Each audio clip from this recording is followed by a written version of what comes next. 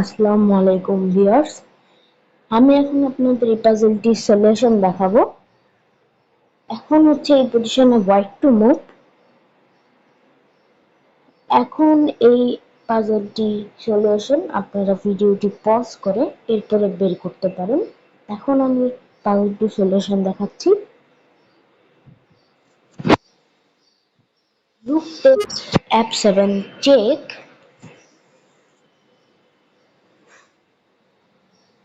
যদি রুক text F7 করে তাহলে কুইন টেক্সট B8 এবং এই পজিশনটি উইনিং হোয়াইটের জন্য। এখন আমরা আরেকটা লাইন দেখি, এটা হচ্ছে king takes F7, D takes E6 check, king takes E6, queen takes D6 check, king takes E5,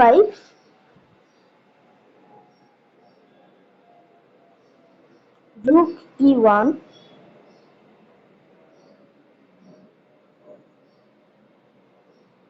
knight F6, bishop takes B7 check,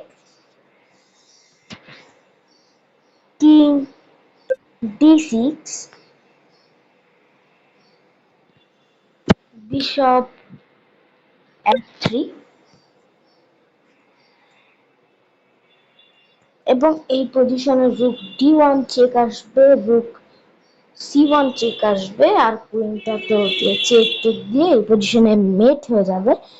এই কাজটি হচ্ছে এখন আপনারা করে আমাকে কমেন্ট বক্সে জানাবেন। আর হচ্ছে এখানে আরেকটা লাইন আছে, আমি এখন ওই লাইনটা আপনাদের দেখাচ্ছি।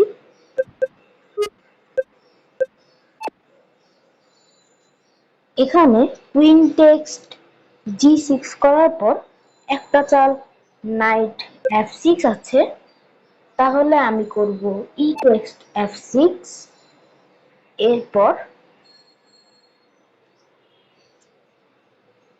ও কিং D6 করবে, আমি কুইন G4 দিব,